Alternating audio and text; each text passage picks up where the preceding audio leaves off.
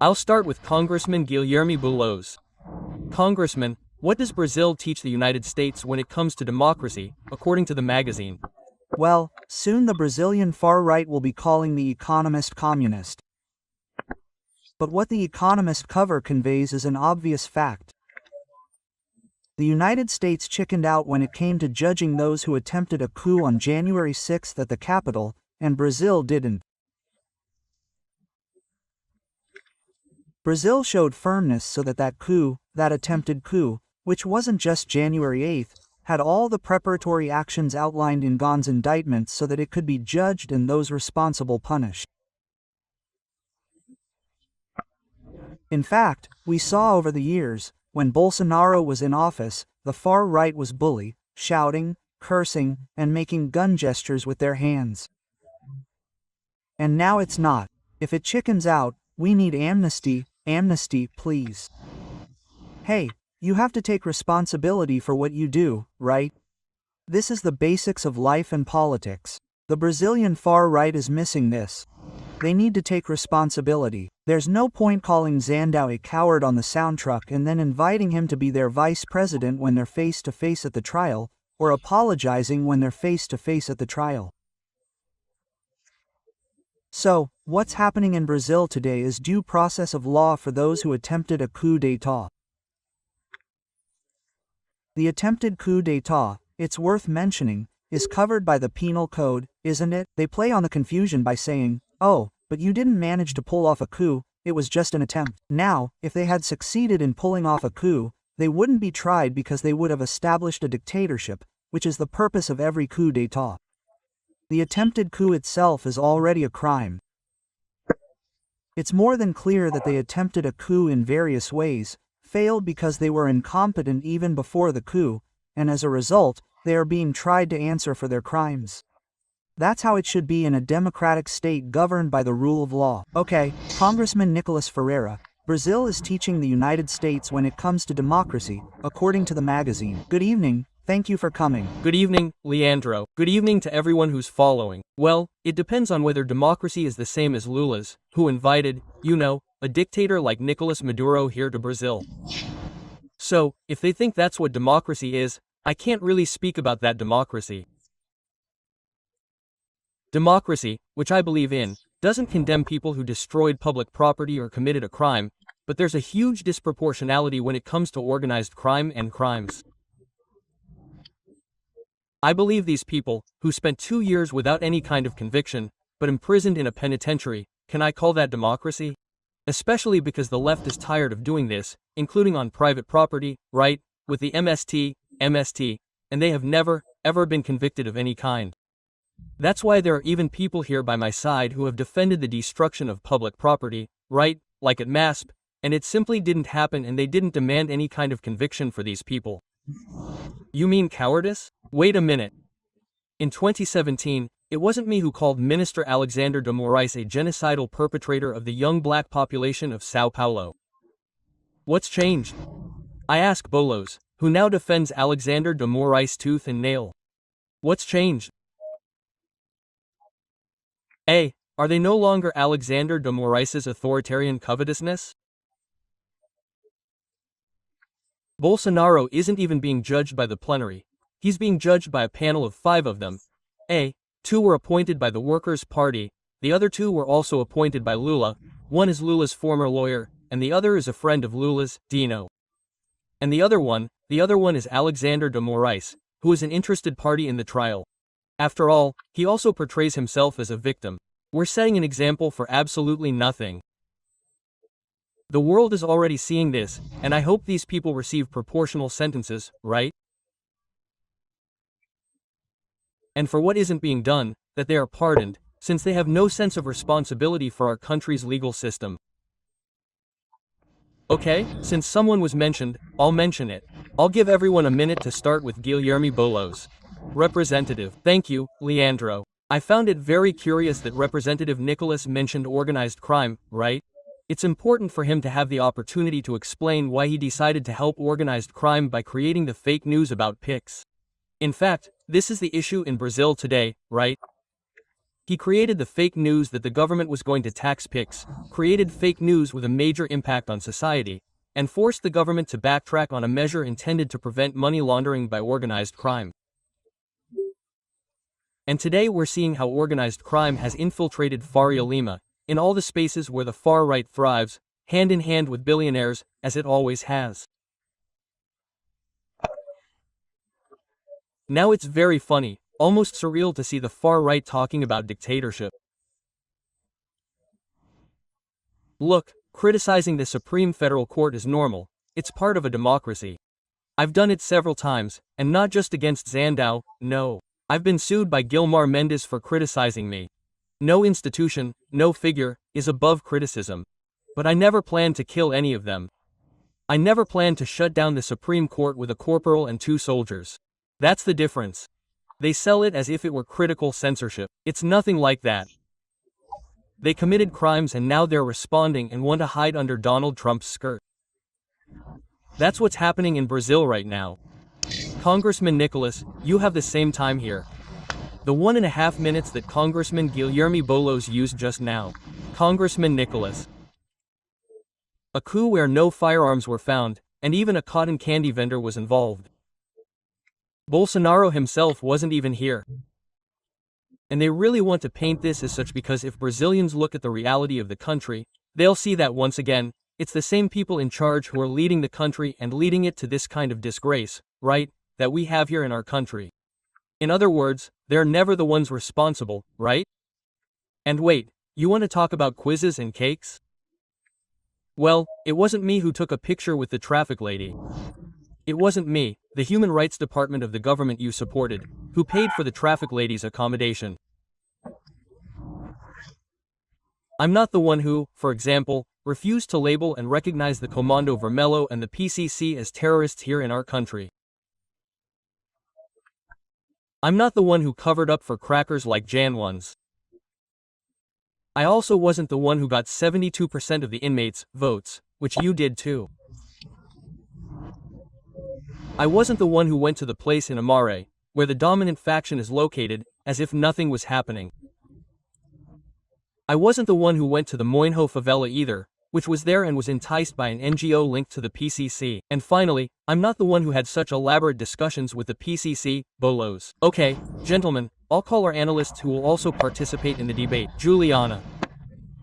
Representatives, returning here to the Economist magazine, we know they also claim that Trump ended up strengthening President Lula. The question is this: did these US government actions, tariffs and sanctions, have they had the opposite effect? I'll start with Representative Nikolas Ferreira. He asks Lula to be able to walk the streets of Brazil and see how popular he is. Once again, the left is very good at narratives, right, and strategies, because it's never their fault, right? The problem, for example, today is that we have practically 50 million people under the influence of organized crime in the country. This must be Bolsonaro's fault, having governed the country for 4 years. The problem is that we have terrible basic sanitation, a terrible HDI, no proposals regarding education in our country, the elderly are being robbed through the INSS, National Institute of Social Security, corruption scandals are happening in our country, but obviously it's never their fault. So the economy isn't going down because of Trump's decision. On the contrary, these decisions impact American companies. It has nothing to do with Brazilian companies. We need to be diplomatic. It's not by blackmailing, it's not by provoking the United States and creating a lack of diplomacy that we'll attract our biggest client, which invests over $200 billion in our country. It's not by cursing, for example, Alum, as he's already done, that we'll be able to attract the United States here. It's not by saying Lula is a Nazi, right, by exchanging money, as Lula said, that we'll be able to solve these problems. Brazil, for example, is a country that increased tariffs from 10% to 50%. Sorry, it increased the tariff issue from 10% to 50% due to a lack of dialogue, a lack of diplomacy. And obviously, Lula is the president, so he needs to solve this. After all, he says that just having a beer at the bar would solve the war between Russia and Ukraine. And so far, what we've seen is anger from an incompetent leader who we've also supported by incompetence. Congressman Guilherme Boulos, did Trump's measures against Brazil have the opposite effect? Good evening, Juliana. Just let me note that Congressman Nikolas Ferreira didn't say a word about how he helped organized crime in the Pig's fake news episode. I think he's even allergic to all the lies he tells. It's an impressive business, an avalanche of lies. Now, Juliana. We'll discuss this in the courts. It's clear that Donald Trump's actions made it very clear who's on each side in Brazil, who defends Brazil and who defends the United States and Donald Trump. Those who use national symbols for political play, Congressman Nikolas is one of them, right? Now they're defending Trump and the United States, saluting the American flag when jobs in Brazil are under attack. What Trump wants is to bring jobs from here to there. That's his agenda from all over the world, reindustrialization of the United States. That's his proposal. And for us to have Lambibota, a traitor to the nation, acting to defend him here in Brazil, it's a disgrace. In fact, it's a disgrace for the National Congress that Eduardo Bolsonaro hasn't been hunted down to this day. These people should be ashamed to be able to use national symbols after aligning themselves with Donald Trump. And by the way, Congressman Nikolas also mentioned the Ratchagenia scandal. I'm not accused of any Ratchagenia scandal, right? I'm not accused of misusing public funds. He could explain why he sent an amendment to his uncle, the mayor of Minas Gerais. You know, Nikolas, that uncle of yours, your cousin's father, who was arrested for cocaine trafficking. I don't know if he was also the one you were trying to shield in the operation to defend organized crime. Now you know why you didn't make a video to explain this, right? You only make videos to tell lies. Okay, say that Brazil's economy is falling and it's not Trump's fault. In fact, it's not Trump's fault, because the economy isn't falling, my friend. Brazil had the highest growth rate in the last 3 years of the decade. Brazil has the lowest unemployment rate in history. Yes, you don't know what you're talking about, do you? Repeating yourself, making jokes on TikTok, on social media, is one thing. Being able to implement public policy, listen, and know what's going on is another. Unfortunately, you always choose to be silly over serious. You're a federal representative now, right? You have a responsibility. You should at least know about interrupting. Please, let me interrupt here. Well, first, I ask that you both not interfere in each other's speech. Well, since one was mentioned, I'll now give each of you a minute to start with Representative Nikolas Ferreira. And I ask that each of you respect each other's speech, so you both have a moment to comment and debate. Besides being a liar, you're also stupid, aren't you, Boulos? Because my uncle isn't the mayor of any city. That's a lie. My uncle, he ran for mayor. I submitted an amendment to the city of Nova Serrana, which was the city where I received the most proportional votes, 40%. Something you don't know, right? What it means to have a vote. On the contrary, you have experience losing elections, which I don't. Now, what's the problem with me submitting amendments to help pave the way for a city? Are you saying this has something to do with my cousin being arrested? Imagine if every Brazilian had to answer for the crimes their relatives committed. Now, in the absence of anything to accuse me of, you talk about this, even trying to link me here now to the issue of my PIS virus with organized crime. You, Boulos, literally, it's no joke. You lack the mental capacity to attack your opponent. You were, you know, unprepared here for the debate, lacking advisors, because that's all you have to attack me. Do you really think I'm someone who hasn't had a shred of legal proceedings regarding any corruption? Do you really think you're going to claim I'm helping the PCC and CV, your government, which you supported, that has shady dealings with the Workers' Party? I'm asking for more time here to finish, because this isn't just any accusation, right? It's a very serious accusation. And I'm not just not delaying this here, Boulos, because obviously this will be discussed in court. Accusing a congressman of having a relationship with or aiding organized crime is a very serious matter. Your laughter, and as Olaf would say, you can research the rest of that sentence later. A giggle is a research argument, and then tell me. Thank you, Leandro. Congressman Guilherme Boulos, same time, please. Thank you, Leandro. Once again, he didn't answer because he acted against PIX and spread fake news, which, as demonstrated in the federal police operation with the public prosecutor's office and the IRS today, contributed to money laundering for organized crime. He must have something to hide. But we can talk about more, Nikolas, right? Why do you and your party support the constitutional amendment, PEC, for shielding the income tax to favor congressmen and guarantee more privileges for them? You say you defend the people, you say you're against the system. Why don't you advocate for 90% of Brazilians to stop paying income tax just because it's Lula's proposal?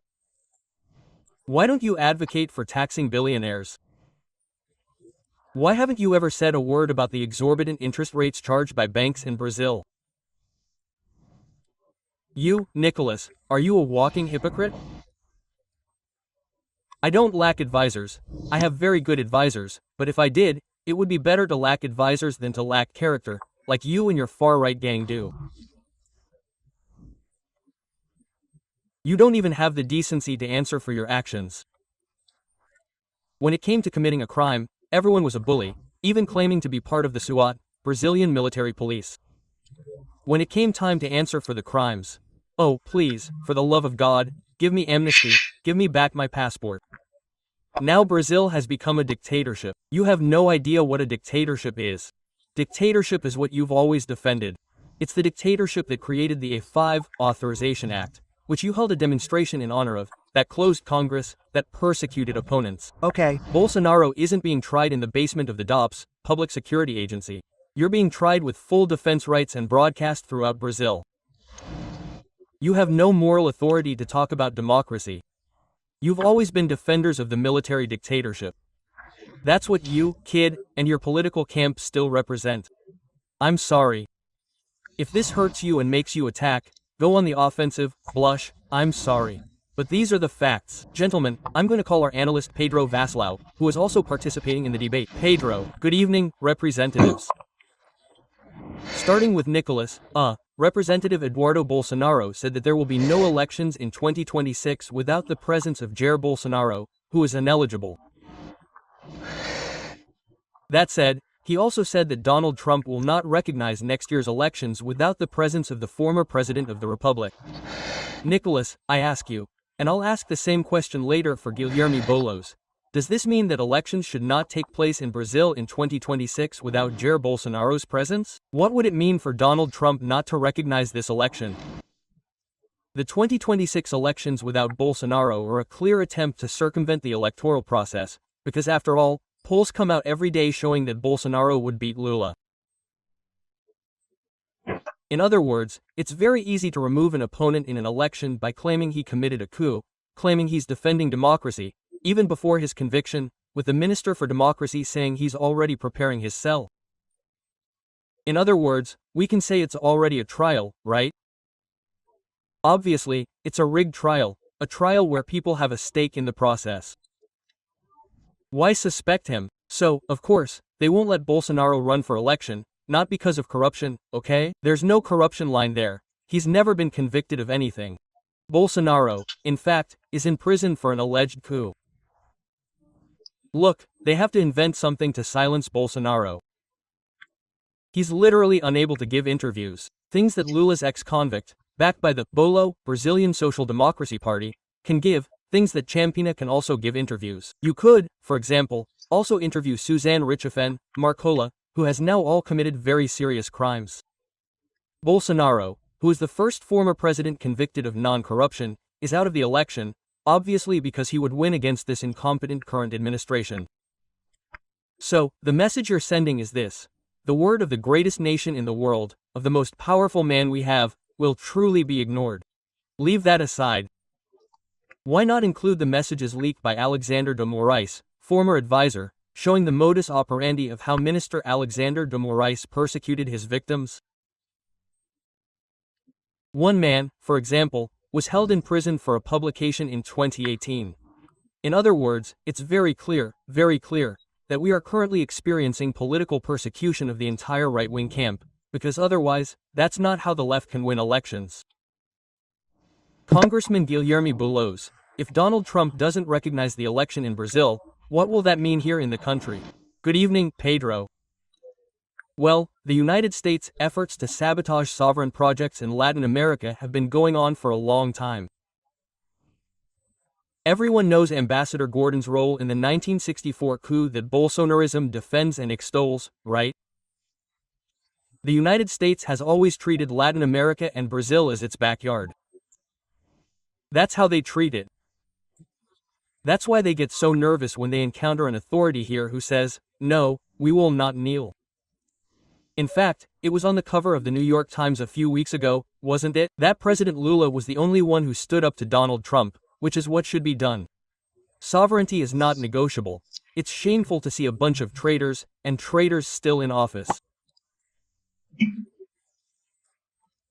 I keep thinking, if Eduardo Bolsonaro were a US congressman and conspired against this country, he would be in Guantanamo Bay by now, imprisoned by the US government.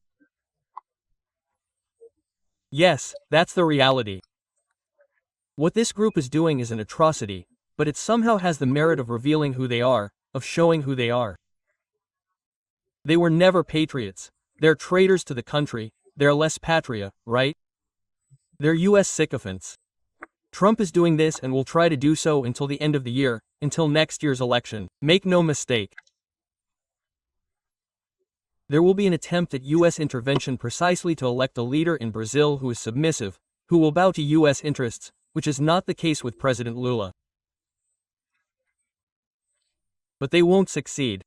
In fact, all the polls, unlike what Nikolas says, who I think doesn't even know about legislation or read polls, right?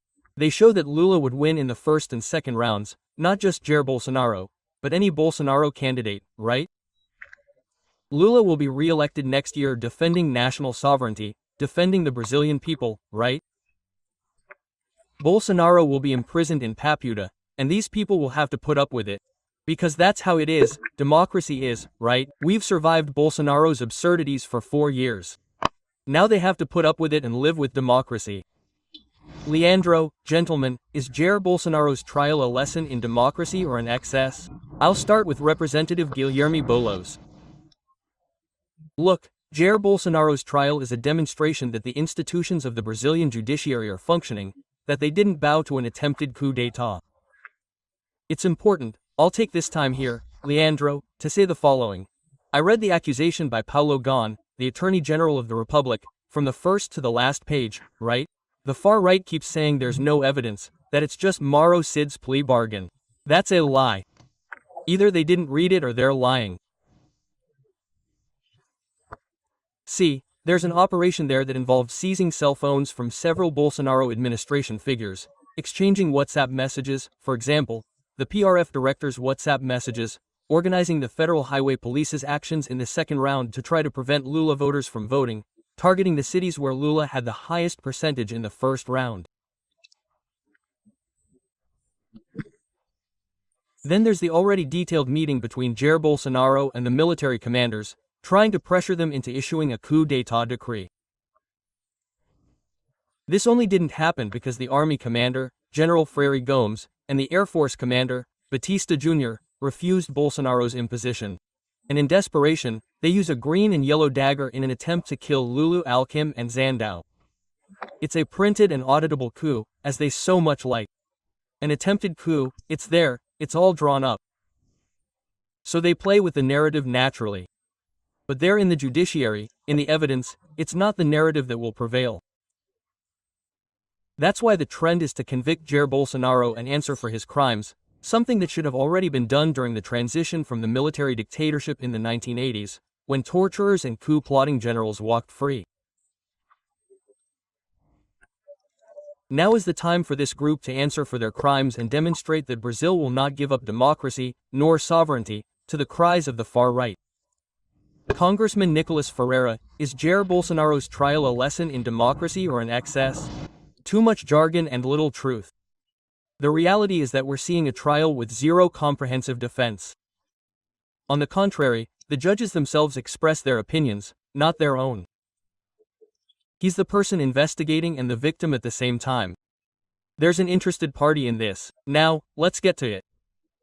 Well, the coup that happened here on the 8th is an impossible crime. It's trying to poison someone with a glass of drinking water. After all, I repeat, there were no firearms. You had people selling cotton candy right there.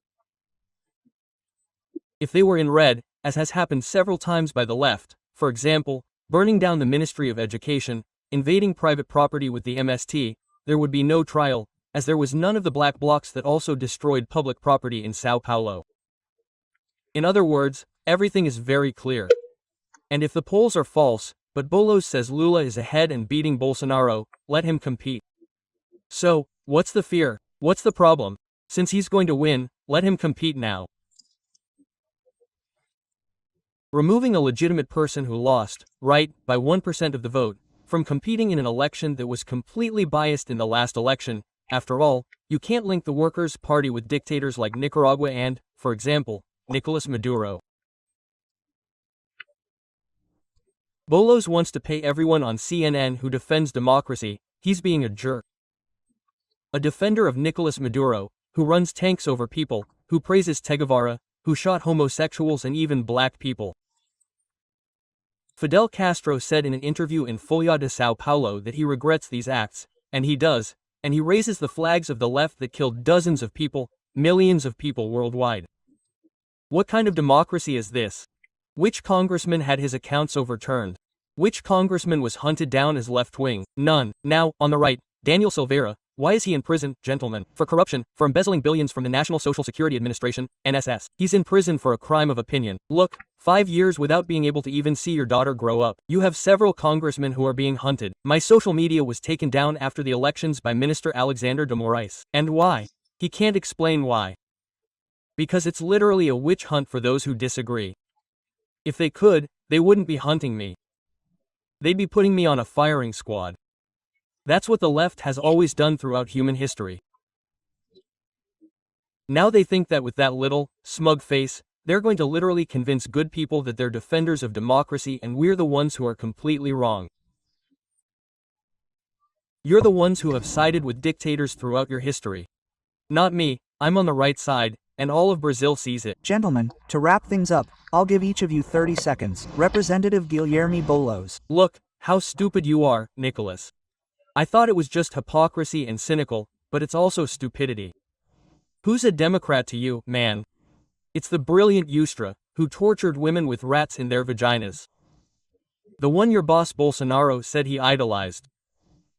What moral authority do you think you have to talk about democracy?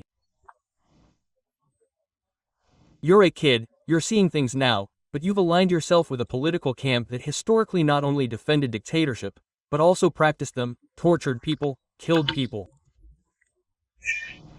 Don't be irresponsible. Everyone has the right to be stupid, and you're exercising that right. It's normal. Now, don't be irresponsible and reckless with the memory of those who lost loved ones to the Brazilian military dictatorship. Okay. Congressman Nikolas Ferreira, same time. 1 minute. Paulo, you can't even respect time, man. Your two won't let you. Pay attention here. There's no point in using media jargon, trying to paint a picture of what I'm not. You're the ones who side with dictators. You're the ones who have literally led this country to disaster. Once again, I'm not the one who refuses to recognize CV and PCC as terrorism, who takes pictures with drug traffickers and supports them, and who basically leads a life in which the only thing you have to say about me is that of a child. I'm not ashamed of my youth. I would be ashamed to be your age and still a communist.